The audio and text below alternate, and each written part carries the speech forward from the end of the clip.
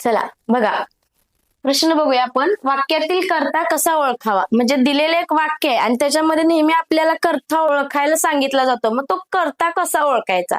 मग बघा, कर्ता म्हणजे वाक्यातील क्रियापदाने दाखवलेली क्रिया जो करतो त्याला आपण काय म्हणतो, कर्ता असे म्हणतो. म्हणजे एखादं वाक्य दिलं असेल आणि त्यामध्ये क्रियापदाने दाखवलेली क्रिया, आता समजा एखादं क्रियापद आहे आणि क्रियापदाने दाखवलेली क्रिया जो करतोय तो आपला काय असणार आहे, कर्ता असणार आहे. उदाहरणार्थ, रामाने धनुष्य मोडले. यामध्ये क्रियापद आहे मोडले. मग मोडले, रामाने धनुष्य मोडले म्हणजे क्रियापदाने दाखवलेली क्रिया. मग क्रियापदाने दाखवलेली क्रिया कोण करतोय, तर राम करतोय. तर राम हा आपला काय आहे, वाक्यातला कर्ता आहे.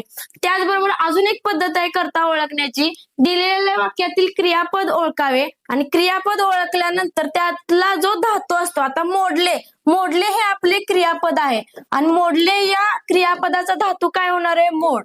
मग मोड या धातूला आपण नारा नारे प्रत्यय जोडून प्रश्न विचारणार आहे. मग जर काय होणार आहे, मोडणारा कोण.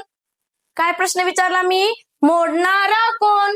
तर काय येणार आहे उत्तर, काय आलं आपलं, राम. म्हणून आपल्या दिलेल्या वाक्यातला कर्ता कोण असणार आहे, राम असणार आहे. त्याचबरोबर वाक्यातील कर्म कसे ओळखायचे. कर्म वाक्यातील क्रियापदाने दाखवलेली क्रिया ज्याच्यावर घडते, क्रिया कोण करतं आणि क्रिया ज्याच्यावर घडते, ज्याच्यावर घडते ते असते वाक्यातील आपलं कर्म असते. मग आता रामाने धनुष्य मोडले, जर मी मोड या धातूला नारा नारी प्रत्यय जोडून मोडणारा कोण असं विचारलं तर आपला कर्ता आला राम.